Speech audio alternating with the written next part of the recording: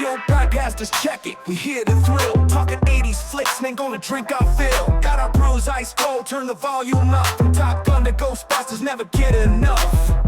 Collaborate and listen to our reminiscing. Back to the Future and the Goonies crew. Pop the top, sit back, got a beer or two. Rock those big hairstyles and neon light craze. 80s tunes in the mix, rocking all our days. Collaborate and listen to our reminiscing.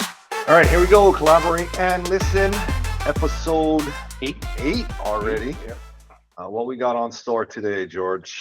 So the last episode when we did Weird Science, we mentioned that we're going to rewatch Lethal Weapon.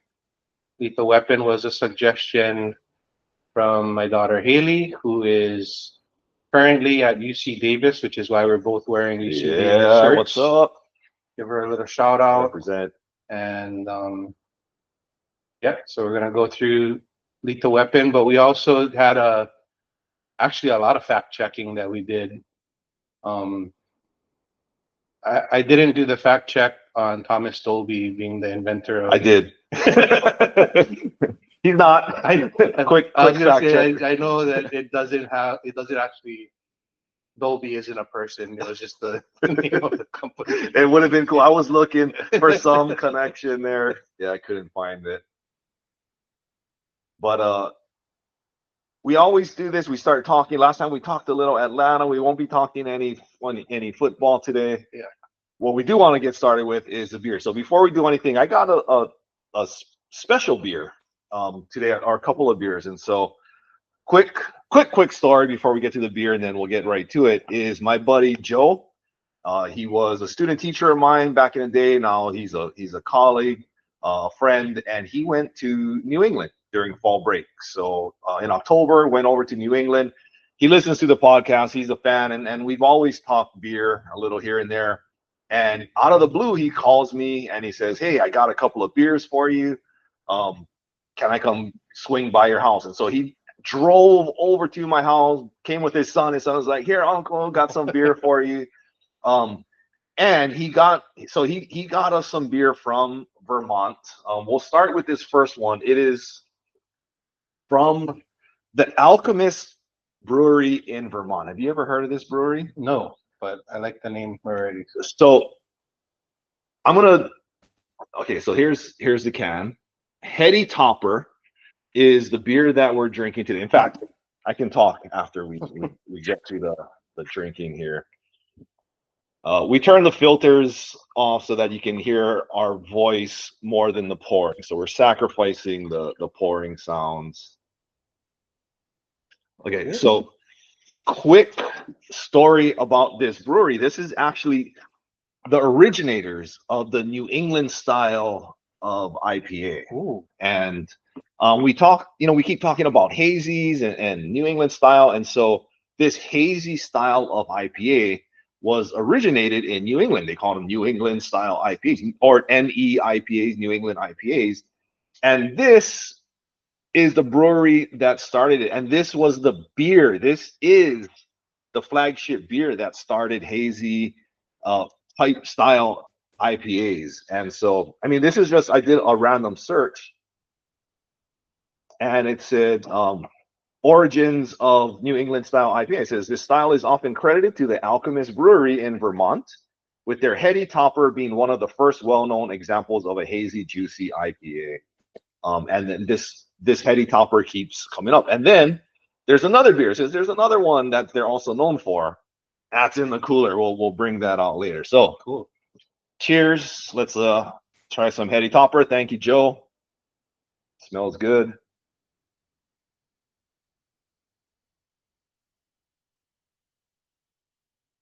Not bad. Yep. I like it. Yeah. And very apparently good. this should be our baseline, since they're the originators. This is the original. So when we're comparing anything to New England style or hazy, I also looked up. New England style can really be any. They're called hazies. There is no difference between a hazy and a New England style.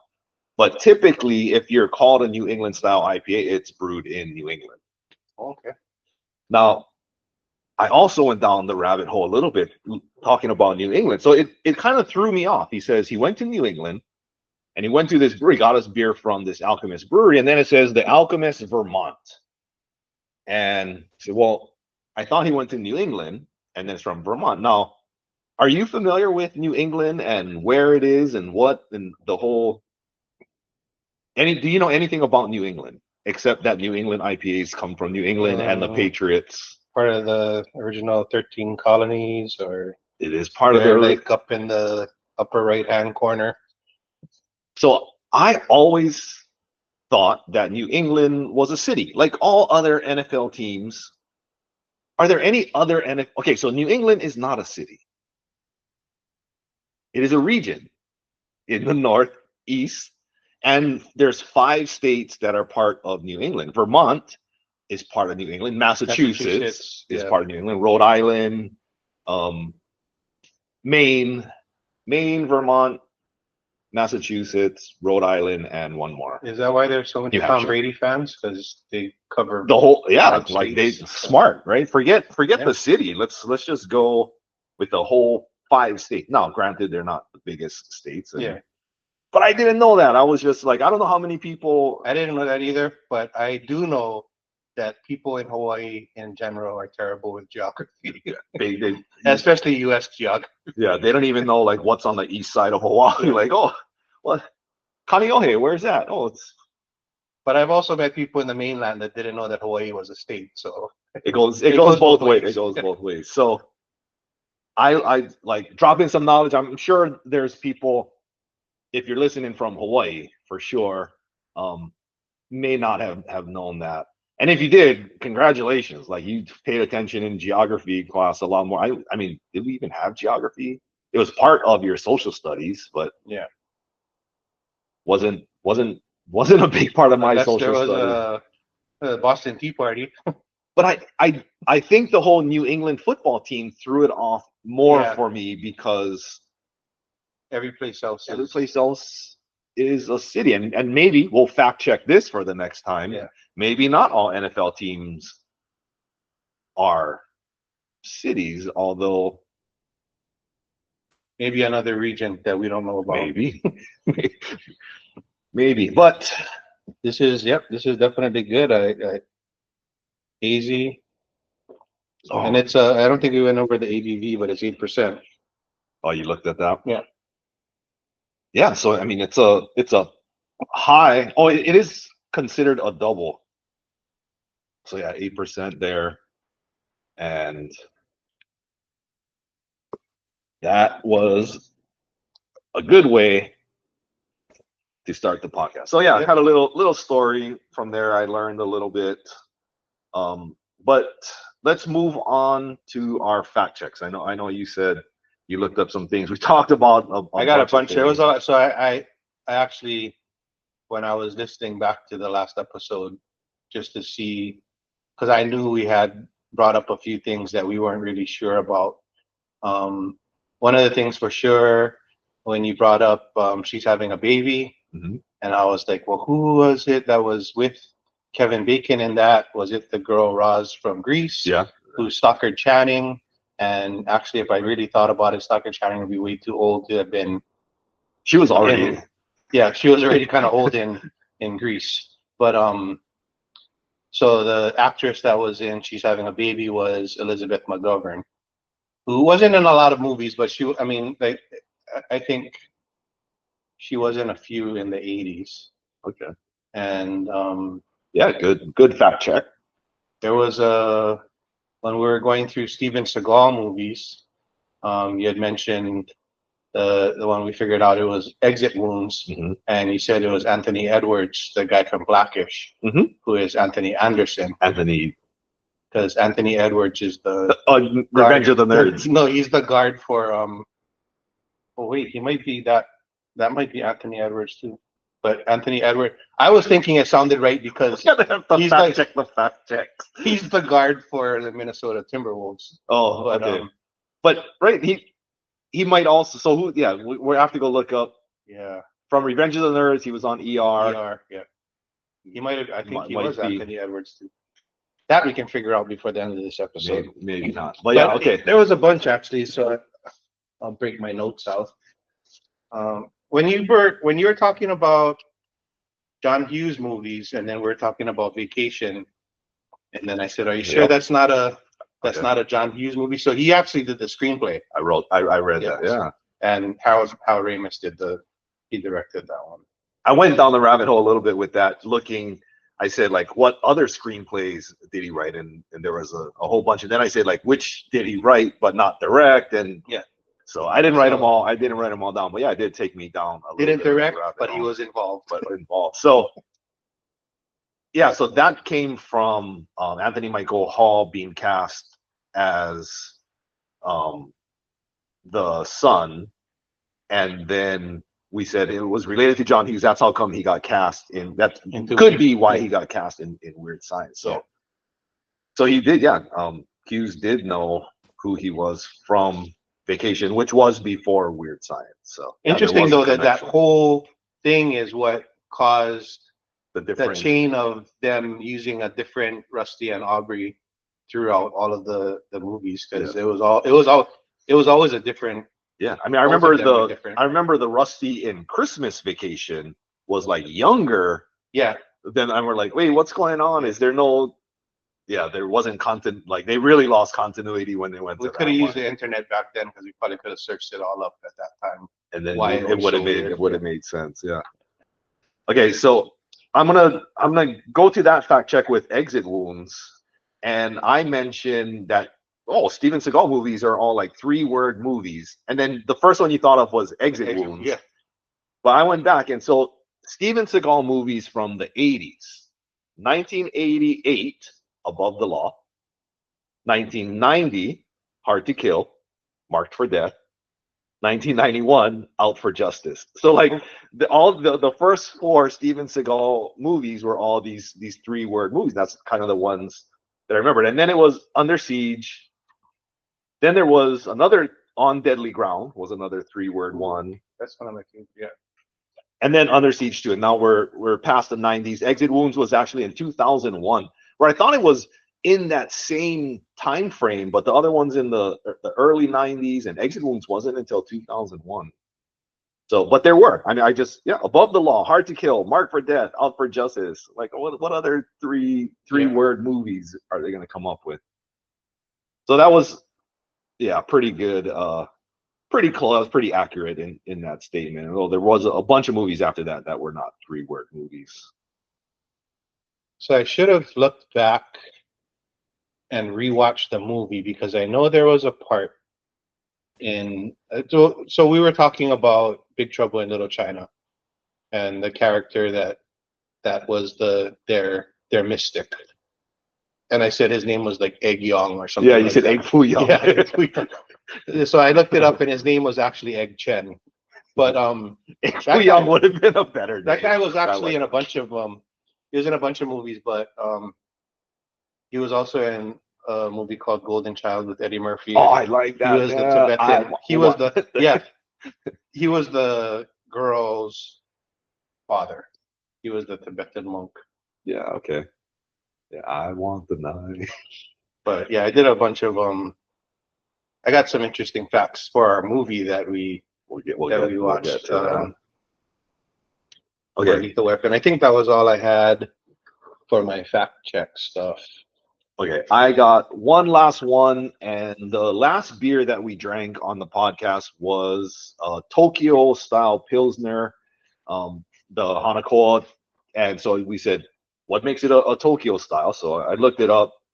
Tokyo style Pilsners may feature subtle hop profiles and low bitterness, aligning with the Japanese preference for balance and approachable flavors. The brewing process might also draw inspiration from Japanese techniques, emphasizing precision and refinement to create harmonious and refreshing beer experience. And then it also, it started that a Tokyo style Pilsner is a variation of the traditional Pilsner beer that incorporates elements inspired by Japanese brewing techniques. This style often includes the use of rice. And I know it was a rice Pilsner. And so that's all. And in fact, when I Google searched this, it also came down and said, for example, Hanakoa Brewing's Tokyo style Pilsner showcases Yumi Perika rice from Hokkaido. So, It does. Hokkaido. It does feature rice. It is Tokyo style. So that's all it is. Little bit of techniques, usually including rice. And they actually talked about the beer that we drank. Did So they say anything about tasting like a fart? no, that one we said didn't taste like a fart. It was the pale ale that tasted like a had the fart taste. That would have been more like a courteous fart, I guess, because it's Japanese. Excuse me. That was racist. Was that racist? I don't know. Okay. Well, I guess that's it for the fact checks. I guess it's now time for Be Kind. Rewind. Let's get to the movie. So, a quick overview. Lethal Weapon is from 1987. It is a buddy cop. We'll talk about buddy cops. There's a bunch of buddy cop stuff I looked up. It's a buddy cop action film that follows veteran LAPD Sergeant Roger Murtaugh and his new unstable partner, Martin Riggs. Murtaugh is a family man nearing retirement, while Riggs is a reckless cop grappling with grief after his wife's death. The unlikely pair is tasked with investigating the apparent suicide of Amanda Hunsaker, which unravels into a complex conspiracy involving drug smuggling and shadowy mercenary group led by General McAllister and his henchman Joshua. And through explosive action and unexpected camaraderie, Riggs and Murtaugh dismantle the criminal operation while learning to trust each other. That's a quick overview of Lethal Weapon. Yep. Yeah, pretty good.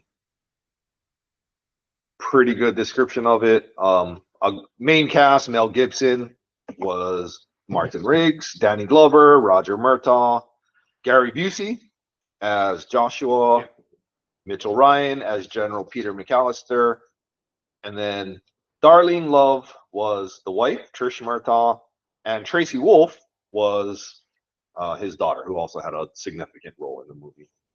And interesting, I mean, they did 4 movies. So Lethal Weapon 1 through 4, and it was all the same cast. So you kind of get to see his family age throughout. They grow. The kid, Yeah, like the kids even the definitely. younger, they all girl. stay the same. Yeah, I believe. I it know was the same girl. thing. I remember her because she does continue to play like more speaking roles and right. Yeah, and then she ends up, I think, in 4 she marries Chris Rock. Chris Rock. Yeah. But yeah, it stretched across to from 87 to 98, so 11 years for 4 movies, and you get to see them age, and it's pretty funny because slowly throughout it, I think one of the constant lines that they say is "I'm too old for this shit." I'm too old. I think it was like, and by the end, it's like, yeah, he's really yeah, they really by 4. You're like, you really are. Yeah. You know, so fun fact about that one, I did look. It was that was ad lib. That wasn't written into the script. That when he said that line, it was just it was an ad lib line that really, well, already talking about it. Yeah, stuck from the movie. So fun fact from there. So another so I was looking at the cast also, and one person who I recognized from several other movies, but he had a small part in this one, and his name was Endo. But he was the Asian guy that kind of tortured him with the electroshock thing, and it was pretty cool because his name is Al Leong, and in parentheses they call him Al Kabong Leong. So I guess he's into martial arts, but he was in several other movies with martial arts, and one that we've talked about a lot was Big Trouble in Little China. So Okay. he's also in that, and several other movies. He was in Action Jackson, Die Hard, and these are all like in the 80s. My Science Project, and he was in Bill and Ted's Excellent Adventure. He was Genghis Khan, which we just talked about. We're gonna have to do that one. Yeah. That's gonna have to be one an upcoming. Yeah, down. That reference is coming up. So we'll talk about him again, definitely, because we'll be going over some of these, at least a couple of these other movies. Kabong Leon. Yeah, Al Kabong Leong. But yeah, there was a couple other people, but they didn't really have a lot of. I think like the two older, the general and Michael Hunsaker, the dad or um the guy that Roger Murtaugh, he owed him the favor for Vietnam, saving his life in Vietnam. Those two guys were actually in a bunch of especially in the 80s there was like a lot of horror anthology type movies, and I know you weren't like you're we not talked big about on that. you're not big on horror movies, but I think he was in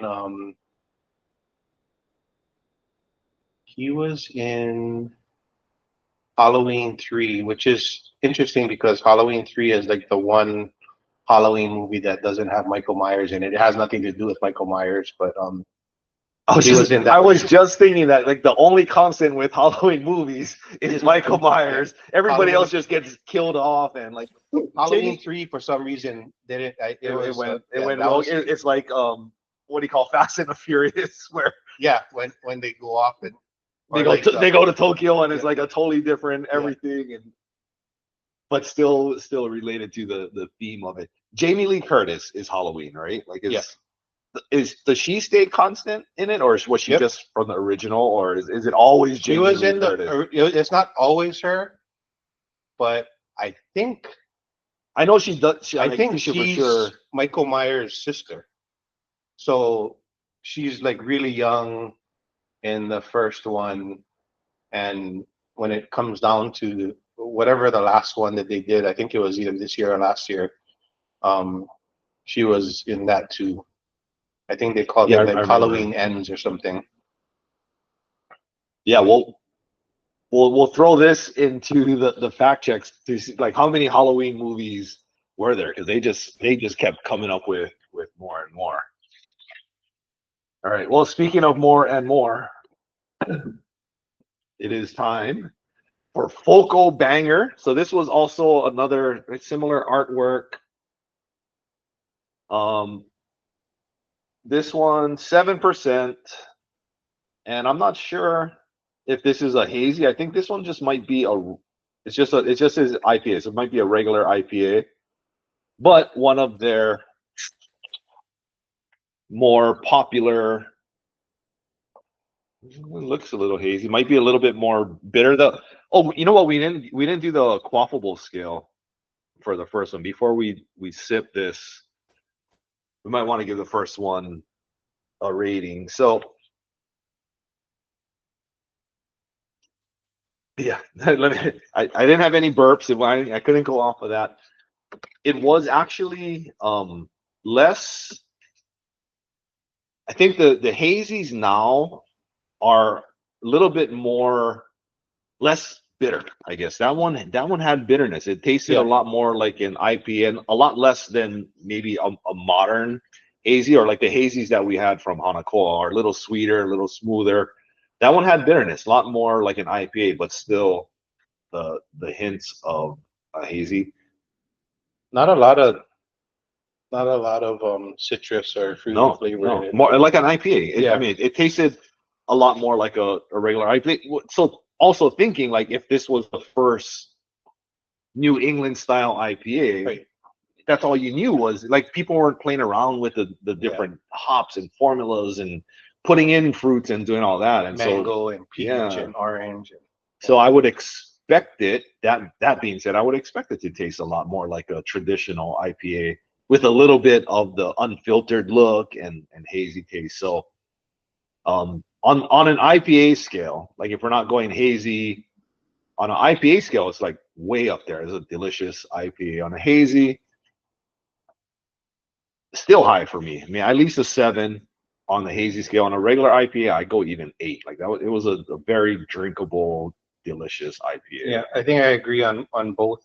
I'd give it like a 7 on the hazy side, and like an 8. Just an IPA. I wouldn't It's mind a good drinking that. IPA, Yeah. If that was Nikki, I was just apparently, thinking we can maybe talk Nikki into getting some. Of these Nikki's been listening. So hey, what's up, Nikki? We last fact check. We said I don't think Nikki listens. The last one that we said the Denver Broncos were winning on a Thursday. Oh, Denver. Ooh, Yeah. sorry, we cannot. We don't want to talk too much Denver. We got hard feelings from last weekend against the Falcons. That was a Broncos reference.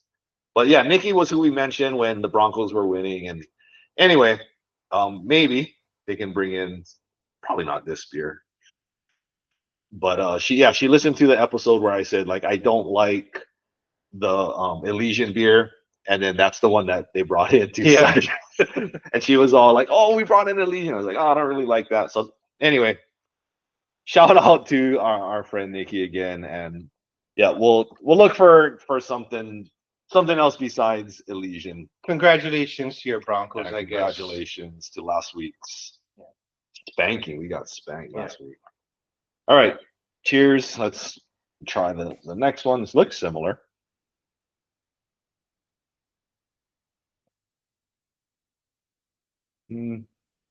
Tastes similar, Tastes similar. which is a good thing. Yep. And I think part of the reason why I give the, what was that one? The Heady Topper. Because it was bigger, 8%. Mm-hmm. Yeah. Actually, for an 8%, it was not like super heavy. Like, I wouldn't have guessed. If you had me guess what the alcohol content on that one, I wouldn't have guessed 8%. Ooh, that might be a good To start guessing alcohol. Did we? I didn't. Did I say this one? It was Oh, 7. I did say that's the first thing. Yeah. But like, I'm not sure if you guys follow our social media. We were at Side Street Inn a couple weeks ago, and we did a taste test of Heineken. So we did Heineken, Heineken Light, and Heineken Zero to see if we could taste the difference. And I think we both failed. Yeah. Well, we both got the Heineken. Easy. But the Zero and the Light tasted, which is, I mean, good on them. They made their Heineken Zero taste like a good beer. So either bad on Heineken Light that it tastes like a non-alcoholic beer, or good. No, I think they were both good. The Heineken Zero was really good. Especially if you like Heineken beer, and if you like Heineken Light, even better, because it tasted. We couldn't tell the difference between Heineken Light. Heineken Light is also a 3.5% beer, so it's already pretty close to a Heineken Zero. But I think because I've been trying a lot of different non-alcoholic beers, I tasted, to me, the bad ones, it just tastes like seltzer, and the good ones really come close to what they would taste like if they had alcohol. So a couple of different ideas for future podcasts. I definitely want to do the non-alcoholic to their counterpart, Miller Sharp and O'Doul's, and like taste the difference between their non-alcoholic. I think we definitely talked about the Guinness Guinness one. Yeah, I never tried that. And then I was also in a conversation just randomly at work, and I thought about this before, but wanting to do Japanese beers. Speaking of the Tokyo Pilsner, but like when I go to Japan, to me the draft beer, it's like a lager, Kirin, Sapporo, like whatever it is. To me they all taste the same, but I've never had them side by side. And I'd like to try some Japanese beers, and maybe we can rank them and do a game with that.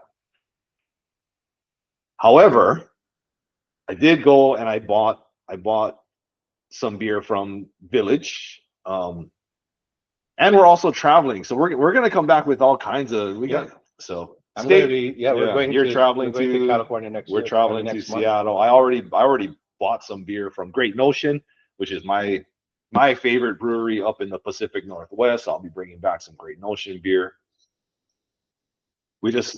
I guess we just need to keep recording episodes. Yep. We got plenty of drinking to do. Like you said before, I mean, if nobody's watching, at least we're drinking. We might have to record every day. Yeah.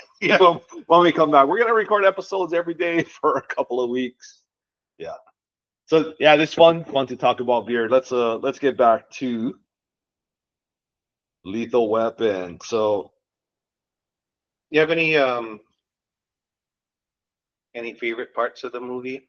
Well, for the first thing that stuck out to me, it was like in one of the opening scenes, but Riggs was talking about jujitsu, and or like they had mentioned, and that like he trains jujitsu, and I just thought like, okay, wait, when is this movie, and when did the US? Because when did UFC one happen? And this movie was years before UFC one, so this movie's in the '80s. I don't think the first UFC when we were introduced to Gracie Jiu-Jitsu, right? It was basically in It the might have been like 91, yeah, 92. yeah. It was I know after high school. But that doesn't mean it didn't exist before. It was just like we didn't know about it before.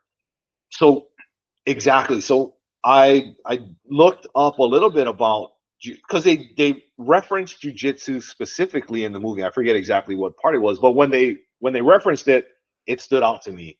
And then yeah, I started thinking, well, when was UFC and like was jujitsu popular? How, I didn't know anything about like probably when we watched this movie back in the '80s, it just sounded like karate, like it was just like martial arts. You just heard he's into some kind of martial arts.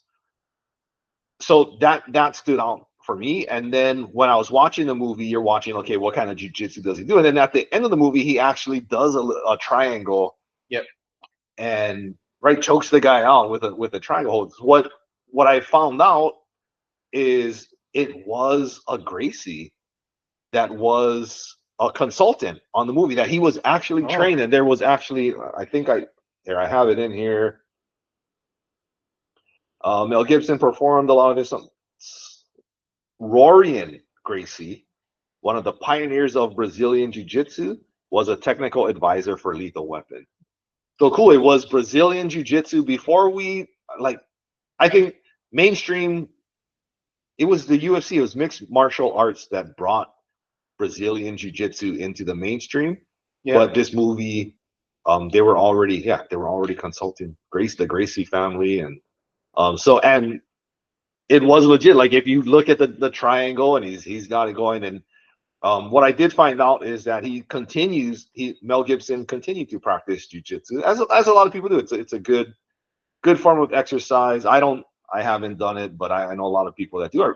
Fred again. Yeah. Fred will get to Fast Times at Ridgemont High. Promise that's coming up. But yeah, Fred, I know my son is interested. He does judo, but yeah, it is a great mental, right, chess match, very technical, but also keep you in shape. It's also very physical. But anyway, that was a scene or a part of the movie that really stood out for me. What about for you? Like some things that really stood out. Well, I think like part of it is because I remember all four of them pretty well, and I just remember how that was where they came up with Lethal Weapon. There's a part in the movie where Danny Glover or Roger Murtaugh is talking to him, and he said, "I guess we have to register you as a lethal weapon." And he's talking to Riggs at the time. But is that where the title comes from? Well, I mean, basically, that's what he says it in the movie. He said, "I guess we have to register you as a lethal weapon." But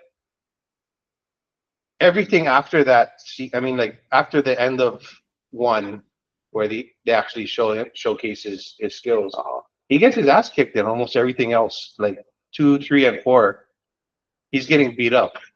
Not so lethal. Yeah. Well, I mean, I guess they have to make it so that he's always fighting somebody that's his equal. But yeah, there was a lot of things I always thought it was funny the fact that Rian or the Murtaugh's older daughter had like that crush on him. Yeah, like it was always like just like. Does that stay throughout? Because I've watched the other movies. I don't remember. I didn't rewatch them, and I'm not that familiar. But does she keep that flirtatious? Yeah, like until 4, where she's married to. So Chris Rock was his character as Butters, but that. And even through that, I think she kind of like still has a small crush on him in 4, but she's obviously married to Chris Rock.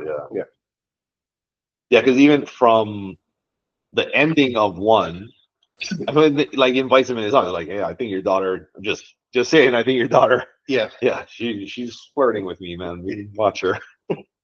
but I think, I mean, like you mentioned, the whole buddy cop thing, Yeah, let's talk a little the buddy cop thing. just the way that they interact with each other, the chemistry that they have from the beginning. I think, especially once Murtaugh realizes that Riggs isn't crazy, he is that good. Yeah, He might be a little unhinged, but yeah, there's like a lot of things, and especially like when he sends him up to talk down the jumper, and that then was they one end of my. up I was gonna say jumping. that's one Yeah, of my other yeah, favorite scenes.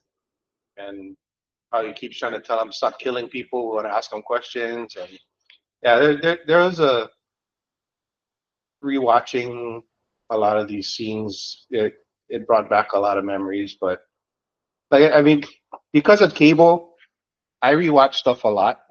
So It's just it probably always wasn't on. long ago that I watched the first or any of them. So I think in the '80s, it's Lethal Weapon 1 and 2 Yeah, is '80s because this one's already '87. yeah. So 91 was 3, and then 98 was 4. Oh, that's yeah. '94 is such a long. Yeah. Even a long break from 3 to 4 is long. But yeah, like you said, I'm getting too old for this. Yeah.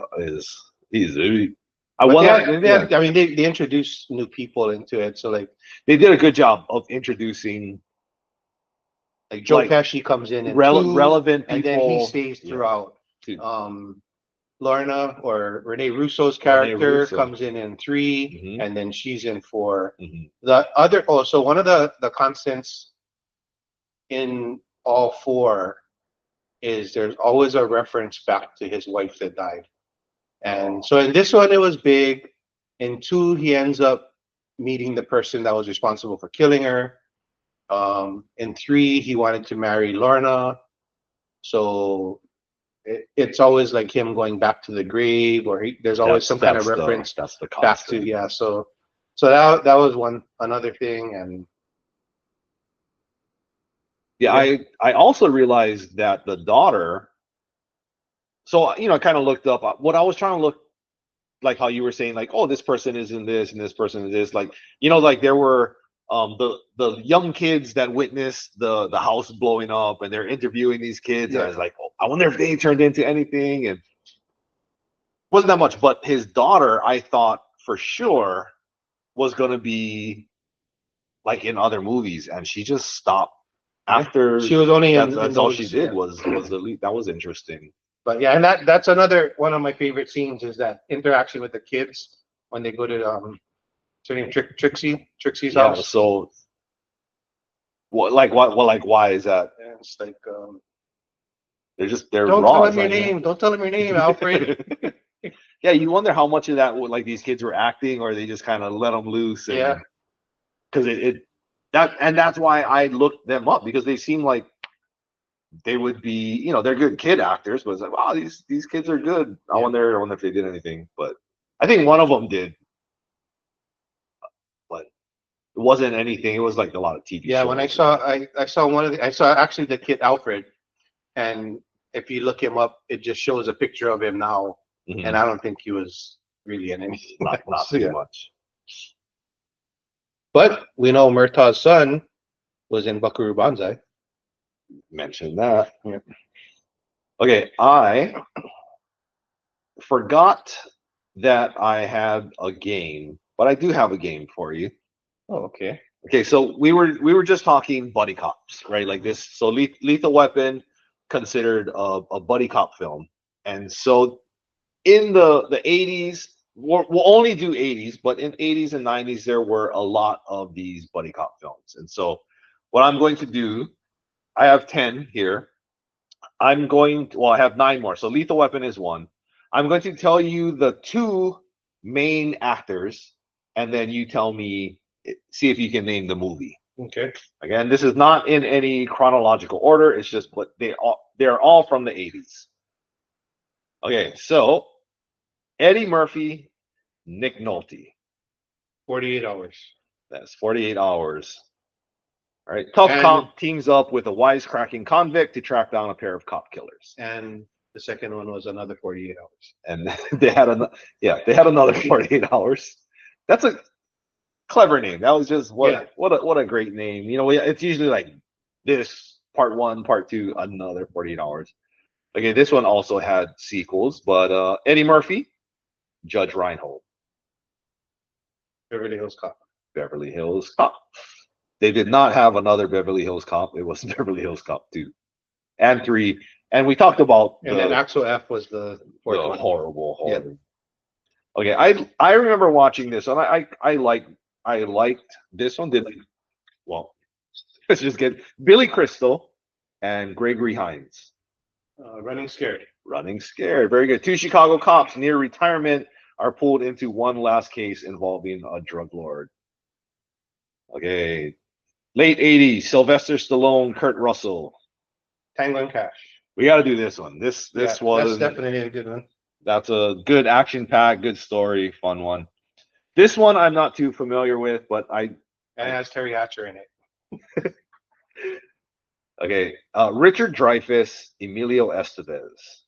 Stakeout. Stakeout. 2 detectives stake out a woman's home to catch her escaped convict ex-boyfriend, but end up in humorous and tense situations. Yeah, a lot of that was just them in the car. Yeah. Well, and just like another 48 hours, part 2 to this was another Stakeout. Was there another one? See, I'm not even familiar. I wasn't that familiar with the first one, and definitely, I don't think I watched another Stakeout. Was it the same people? Yep. The same duel. Richard Dreyfuss and Emilio Estevez. Yep. Okay, Arnold Schwarzenegger and James Belushi. Ooh. I'll give you the plot. A Soviet police officer and a Chicago cop team up to catch a Russian drug lord. Yes. I can't think of the beginning of it. Something Heat. Something Heat. Red Heat. Red Heat. Red Heat. Very good. This one, I don't know. This is early 80s, so harder for us. We were younger at the time. Ryan O'Neal, John Hurt. O'Neal and John. That was a straight-laced cop is paired with an openly gay officer to solve a string of murders in the gay community. Partners is the name of that movie. Oh. Never. Not what I was thinking, but once you said the gay community, I was already, the movie I was thinking of was wrong. Okay, Steve Guttenberg, Bubba Smith, and an ensemble cast. Maybe not a buddy cop movie, but a bunch of buddy cops. Yeah. That one had also a bunch of sequels. All right, last one, John Candy, Eugene Levy. That was 1986. Armed and Dangerous. Armed and Dangerous. I would not have gotten that one. That was the armored car. John Candy dressed in drag. So, I mean, every time we do these quizzes and just look at other movies, it's like, oh, I like that movie. I remember that movie. We got to do so. We'll be around. Collaborate and listen. We got content. Email us. Here's the reminder: 808collaborate@gmail.com. People that have been emailing, you know, we've been doing the movies, so we want to review. We want to do the movies that you want us to review. You guys are interested in listening to. Send us an email. Give us some feedback. We'll be sure to do those movies. We have some lined up, and we got our next one ready to go. But reach out to us, 808collaborate@gmail.com. Or, you know, I mean, I'm pretty sure of all the followers we have, it's not someone that we don't know, whether it's your friend or my subscribers. friend. I don't know. Yeah, subscribers. But just text us if you have any idea. It's not strangers. I'm pretty sure we don't have any. I guess we might, but I mean, I highly doubt it's somebody that doesn't know your number or my number. Well, if you know our numbers, text us. Let us know. But anyway, quick quick story. Since we're wearing these UC Davis shirts and you mentioned stakeout, there's a so I have this funny story for Haley, and it's so we were staying at the Sheraton Waikiki one weekend, and I guess some kid had an accident where his nose was bleeding, and they basically shut the pool down. And of course, Haley was pissed because now she can't play at the pool. But we had to explain to her the whole thing about blood in the pool, and you can't. They have to shut it down and clean it all out. And so fast forward like a few months later, we're watching Stakeout on TV, and there's a scene where a guy gets shot and he falls in the pool. And she looks at it, she's like, "Well, I guess nobody can swim now." That was what she got out of that whole interaction. But Scarred for life. yeah, Heavy scab, scarred for life. the guy just got shot, and her thought is like, "Well, I guess we gotta go swimming now." Oh, that's good. It's classic. I do hate it. I have also been at the Sheraton when they closed the pool. I don't know if it was blood or I think it was barf. Somebody barfed it. Yeah, Yeah. anything where they consider it like Bodily fluids Yeah. and But I did some so we're kind of done talking about the movie. But I did so there was something that in the rewatch because like I said, I watch these movies so many times. So when I do a rewatch, um I do kind of look at it from a different perspective. I'm looking for something that I might have not seen before. And so in the scene when they're at the mansion and Roger has figured out that Amanda Hunsaker was killed because of what her dad was involved with, not because of what she was involved with. And he says, "Explain it to me. Like, what's really going on? What are you involved with?" And he said, "So back when we were in, back it started back when we were in Vietnam, and he mentioned something about this operation that they were involved with called Air America. And Air America, I looked it up, and there is something called Air America, and it was like they were transporting either drugs or weapons during the Vietnam War from Vietnam to the U.S. And it was like some military people. So the reason why I looked it up was because I remember there was a movie called Air America, and it actually had Robert Downey Jr. and Mel Gibson in it. And so when I looked it up, that movie was actually about that and the fact that that actually existed. It was like really quick when he mentioned Air America. It just kind of caught my attention. So, was that movie from the 80s? Air America Maybe? was in Maybe 1990. Yeah, I think that counts. Yeah. So that was one thing. Yeah, that's interesting. It's like it's almost like if you know, like you. Yeah. But When you hear something about that, and it's like, oh, there's some truth behind it, and there's some storytellers. I know John Grisham. A lot of his books had a lot to do with a lot of research that he did with law, and Dan Brown did a lot of research before he did all of the Angels and Demons and Da Vinci Code and all that. Yeah. And so it's like the story is fictional, but there's like so much truth that they throw in there that it could be. Yeah, you have to because you want to make the movie as realistic as possible, so you throw in real references. So back to Mel Gibson. Mel Gibson, he did several movies in the 70s, but what I thought was interesting was he completed the Mad Max trilogy before Lethal Weapon came out. So Mad Max original one, 79, Road Warrior, 81. I didn't realize this from And 70s. Beyond Thunderdome was 1985. Then Lethal Weapon came out in 87. So I wasn't a big. I didn't watch the Mad Max I'm sure I watched. I don't know if I watched all three of them. Um, I feel like I've had to, watch one of them, but I don't remember too much about it. I do know we talked about it from Weird Science and the motorcycle guy, and there was like connections, and we're like everything's. It was like definitely it kind of got to like the post-apocalyptic type of world, and that's where Road Warrior kind of came in. And I guess in Mad Max, the world was still normal, but it was getting to that point where it got to Yeah. Now he's living in this world in Figure out how Road to Warrior, survive. and it's post-apocalyptic, and he's eating dog food and stuff like that. And then Beyond Thunderdome was the one with Tina Turner in it.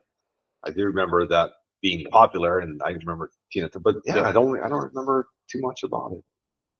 Well, 85, so it's in our range. we can. Yep. Danny Glover.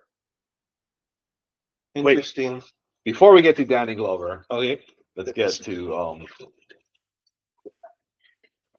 right, so no, that was the Alchemist that we had. So I have the next one is a Rubens beer. This one is called Mosaic Crush. It is a hazy IPA, and so I bought this from Village. So last time we talked tonical, but Village is a bottle shop here. It's down in Salt in Kaka'ako, and it's a bottle shop. It's also like they have taps, and you can drink there. But Rubens, because we are going up to Seattle, Rubens is out of Seattle. And when we go up there, we go to Ballard. I don't know if they have a couple locations, but when we go to Ballard up in Washington State, we go visit Rubens Brewery, and they have these different crush beers, Mosaic Crush. So I've never had this one before. Mosaic hops must be a big part of this one, but it is a hazy IPA from Rubens. I have a Rubens hat. Got all kind of stuff from there. But yeah, one of my favorite breweries to visit up when I'm in Washington State. Yeah. Selected lots of Mosaic hops in this one. So I guess if we like this, then we can say, yeah, we probably like Mosaic hops. 7% APV. There's the can. All right. See what we got. Another IPA here.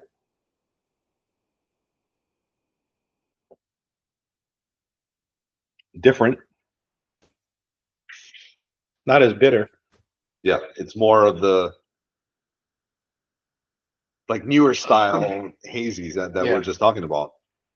Yeah, I don't know what else they have in here. It's not as bitter. Smooth. I don't know. I know it's a picture of a hop, but maybe because of the color, I keep thinking there's blueberry in there. It says, so here's a description. Very good. It says this beer is medium bodied, so not that bitter, full of notes of juicy tropical fruit and jammy berries with a clean fruity finish. So yeah, they put some berries in here. A lot more of the newer style hazy IPAs. Interesting. Good. I like it. Quick quaffable. Yeah, right in there. We're gonna give them all about 7. Yeah. Very quaffable. Very good. Rubens doesn't disappoint either.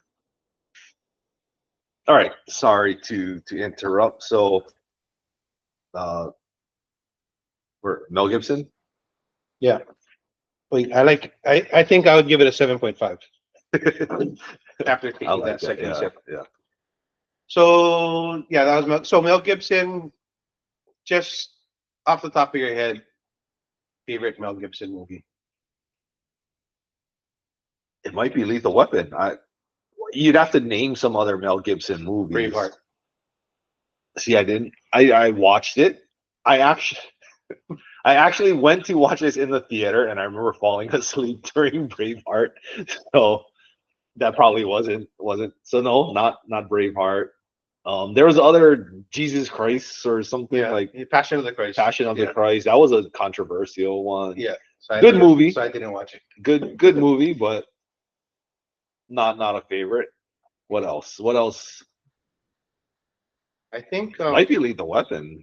like for me, Braveheart was one of those where if I saw it on TV, I had to just watch it. Like I'd watch it till the end, where whatever part it was on.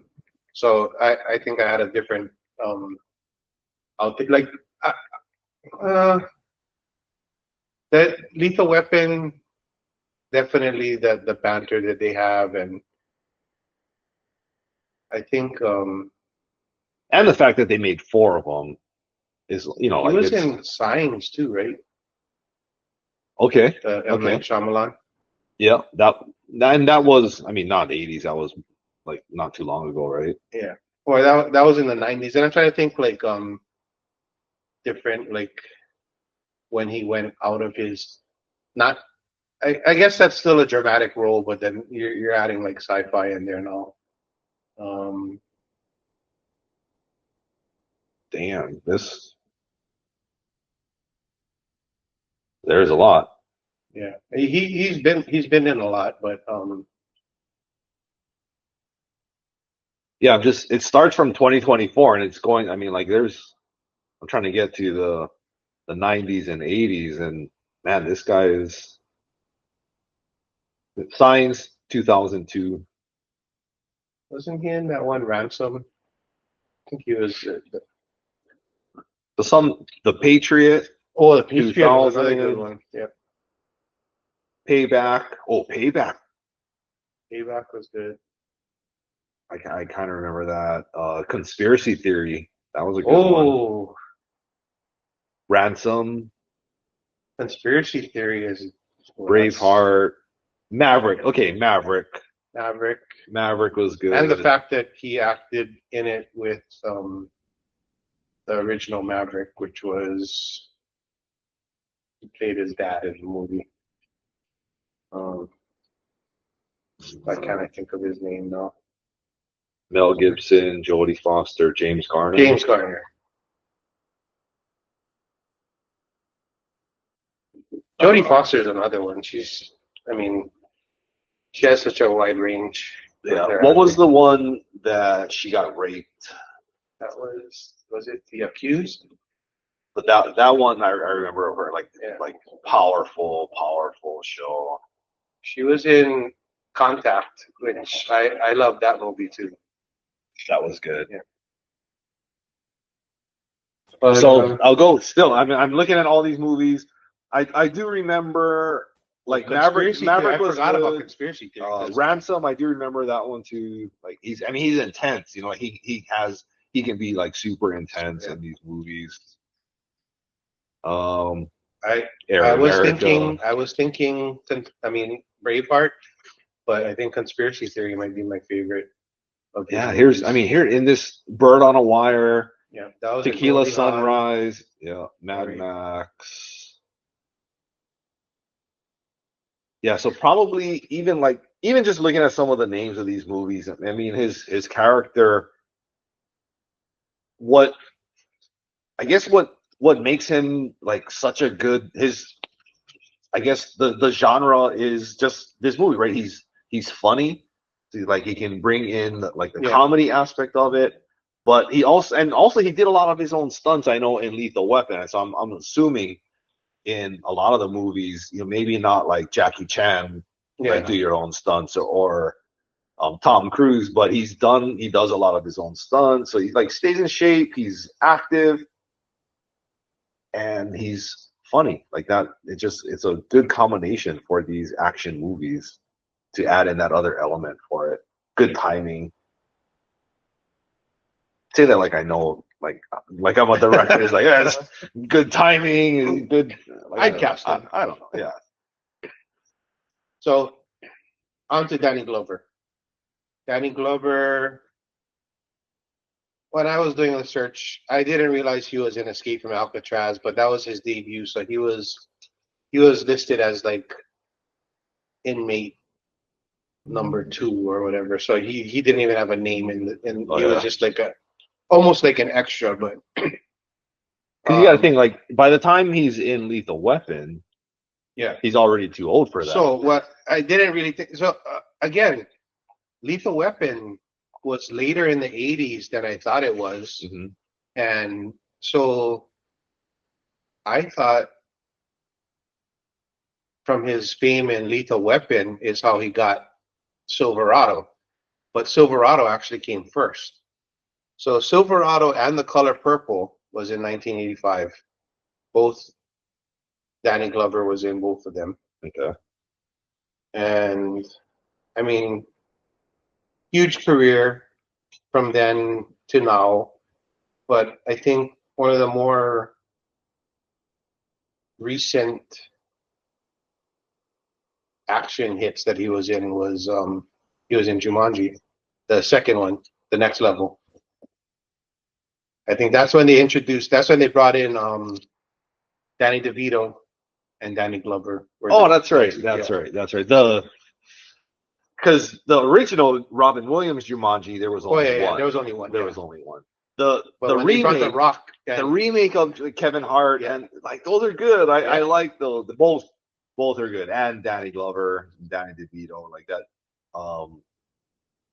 If you haven't seen the new Jumanji, the two, yeah, those are both good. Yeah. And so Gary Busey. Gary Busey in 1978, he played Buddy Holly in the Buddy Holly story. And in 1978, he was also in a movie that I watched many times called Big Wednesday. And it was a surfing movie, which is interesting that he was also in Point Break, which We got a lot of we can do Point Break, definitely. Yeah. But yeah, so Big Wednesday was a great movie. And in 1983, he was in DC Cab, which is another one we might have to do. We talked about DC. We talked about DC Cab before. Mr. T. Mr. T. Yeah. Paul Rodriguez, is that? I think Paul Rodriguez is in that, and then yeah, there's a few other people. Oh, DC Cab is a great movie. That was a feel good sort of like. I remember it being a great movie when we do the rewatch. I don't know how it feels, but it was like one of those where ensemble cast, like all kinds of stuff going on. It was fun to watch, and a good story in the end. Yeah, I thought that was a good movie. Well, I definitely watched that. Also in the 80s, Gary Busey was in a movie called Silver Bullet, which was a werewolf movie. Silver Bullet. I did see that. It starred one of the two Corys. So it was Corey Haim. So in the 80s, the two Corys were Corey Haim and Corey Feldman. Yeah. But Corey Haim, the Corys. 1985, Silver Bullet. But Gary Busey was always kind of known to be a little unhinged. I think he was a little bit off. That also got him a lot of roles in reality TV shows. Yeah. When they started bringing back, like because that's his character. Yeah, just be yourself. You're already a character that we want. But I think that's pretty much it. We went over Al Kabong Leong already. Yeah. And I think that was all I had.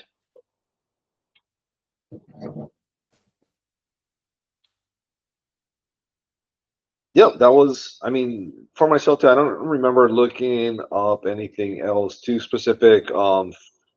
Let's see, behind the scenes, like I said, the I'm too old for this was ad-lib. Mel Gibson performed his own stunts, and that he was trained jujitsu. I thought that was when I found that out, and that they actually had a Gracie on set and doing that is like wild. Yeah, I when I rewatched that fight scene, I mean, I never did jiu-jitsu, but I've watched a lot of UFC, and it was a pretty legit sweep that he did. Yeah, we understand jiu-jitsu and a lot more now to say like, wow, that was legit and that looked real. Yeah. And back then nobody was really talking about it. It's thinking about it. It's just like, okay, he did this. I think in the 80s it was like karate, kempo, and aikido. And aikido was only because of Steven Seagal. Who was it? A legit Aikido master from. I mean, speaking of Oh, it depends who you ask. If you ask him, he was.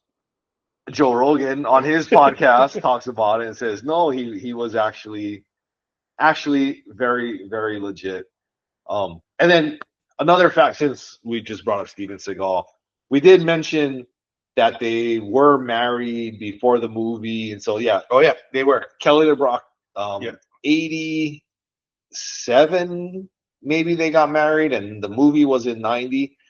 But And they had two kids. They you had had, two kids. yeah, you had mentioned that she was a model Yeah. before, and so she was definitely a famous supermodel.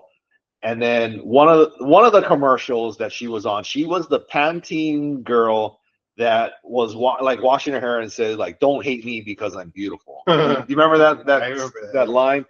I remember that line. I remember that commercial. I don't remember it being Kelly LeBrock, so I didn't go look it back up. But she is famous, or she is the person. She was the one in that commercial. So if you remember, if you grew up in the 80s, you remember the Pantene commercial. Don't hate me because I'm beautiful. A lot of people said that. That was kind of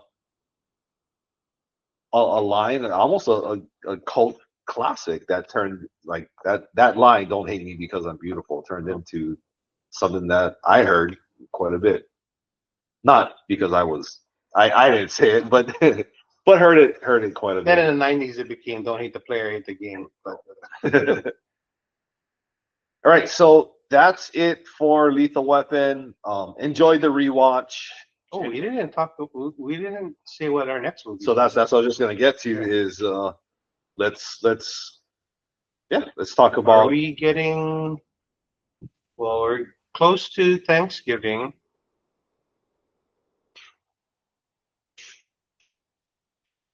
I know we said that we are going to try and do a Christmas movie. Oh, Lucy's getting some airtime. But yeah, even for like our Christmas movie, like we could do but we could do Die Hard, and that for our next movie though, is there something that should we do Fast Times at Ridgemont High since we're What was the one that you said, because it's like it's on Netflix or it's leaving Netflix? The Last Dragon? The Yeah, we Last should Dragon. do that. We So- should do that because it's leaving soon, I think. So it's available right now on Netflix. I know most of the people that watch or listen. And there's Um, music, so we weren't able to really delve into like the music aspect of the podcast. Yeah, not- in this for this movie. But yeah, let's do that for the next one. I think maybe after that, Die Hard might be a good one.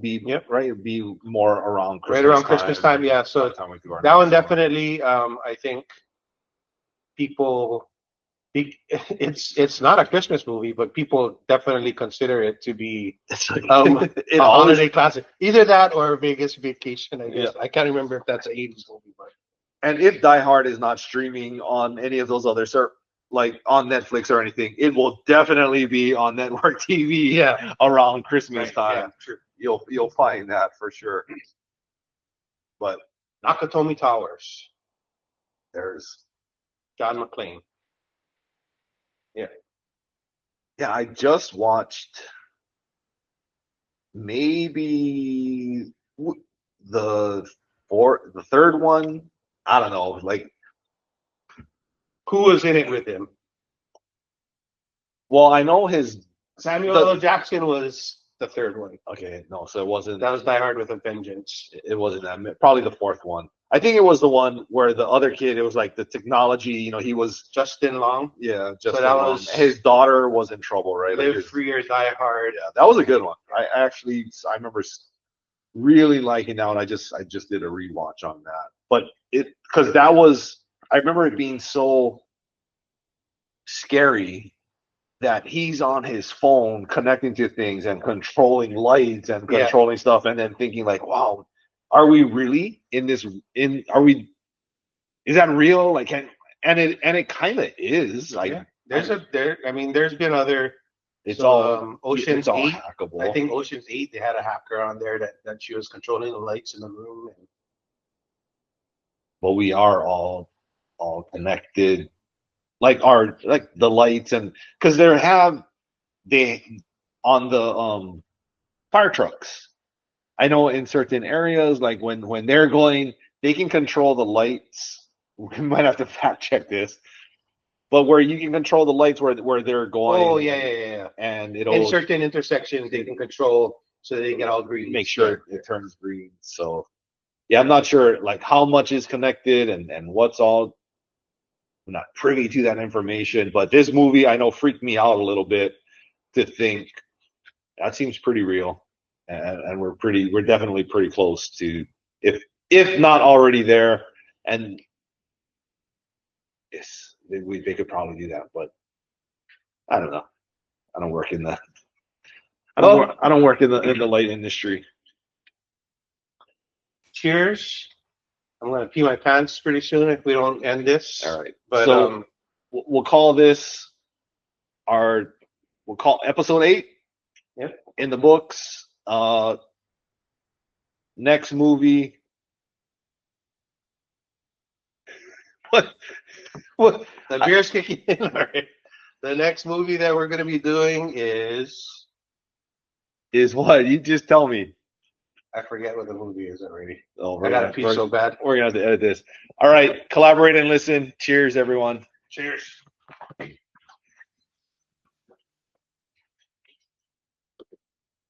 can't remember the movie. I can't remember either.